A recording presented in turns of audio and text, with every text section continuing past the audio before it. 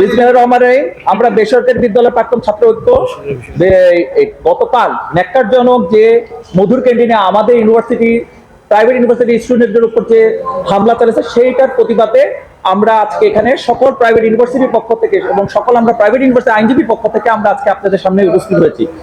এই জুলাই আগস্টের যে ঘটনা 15 জুলাই থেকে আমরা মাঠে ছিলাম এবং যখন 17 জুলাই থেকে প্রাইভেট সরকারি বিশ্ববিদ্যালয়গুলো সবকিছু বন্ধ হয়ে যায়, তখন 18 জুলাই থেকে এই সকল প্রাইভেট ইউনিভার্সিটি এই আন্দোলন চালিয়ে গেছে এবং আমাদের উল্লেখিত 34 জন আরো বেশি ইউনিভার্সিটি স্টুডেন্ট এই ফ্যাসিস্ট হাসিনার হাতে নিহত হয়েছে।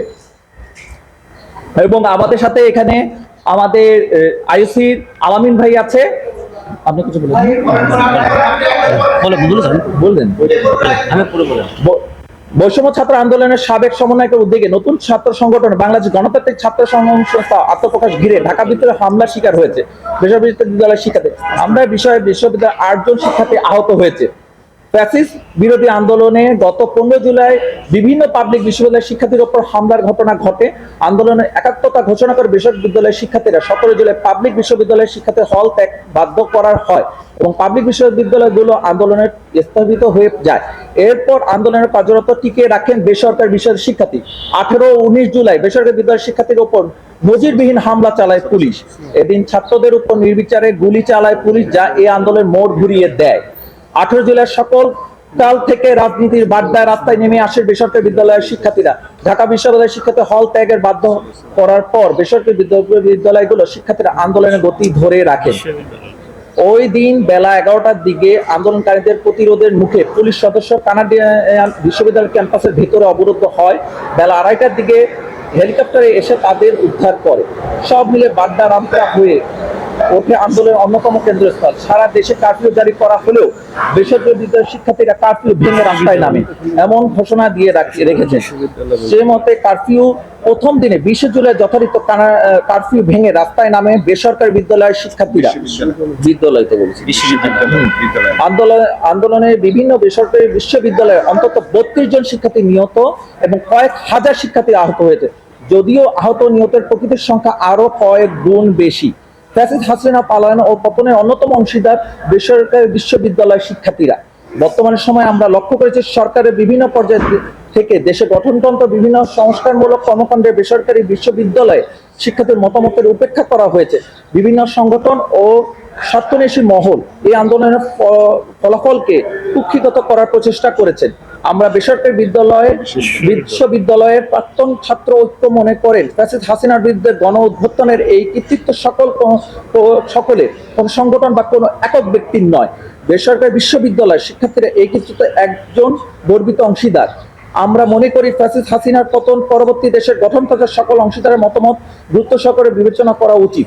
বেসরকারি বিশ্ববিদ্যালয়ে শিক্ষার্থীর মতামত অংশগ্রহণের গুরুত্ব না দিয়ে তাদের উপর ন্যাক্কারজনক হামলা জনমনে ব্যাপক কষ্টের উদ্বেগ সৃষ্টি করেছে। বেসরকারি বিশ্ববিদ্যালয়ের প্রাক্তন ছাত্র ঐক্য অতি বিলম্বে দায়ী গ্রেপ্তার ও শাস্তি নিশ্চিত করার দাবি জানাচ্ছি। প্রিয় সাংবাদিক ভাই ও বন্ধুগণ, আপনারা জানেন নিরাপদ সড়ক আন্দোলন, কোঠা আন্দোলন, পরবর্তীতে 5 জুলাই যে বৈষম্য বিরোধী আন্দোলন হয়েছিল, সেই আন্দোলনে সবচাইতে বেশি সামনে সারিতে থেকে এই ফ্যাসিস্ট সরকারের পতনের সামনে ঢাল হিসেবে দাঁড়িয়েছিল বেসরকারি বিশ্ববিদ্যালয়। আপনারা দেখেছিলেন সরকারি বিশ্ববিদ্যালয় যখন হল বন্ধ করে দিয়েছিল, তখন সরকারি বিশ্ববিদ্যালয় ছাত্ররা গ্রামের বাড়িতে চলে গিয়েছে, কিন্তু বেসরকারি বিশ্ববিদ্যালয় ছাত্র ভাইরা কখনোই রাজপথ থেকে সরে যায়নি।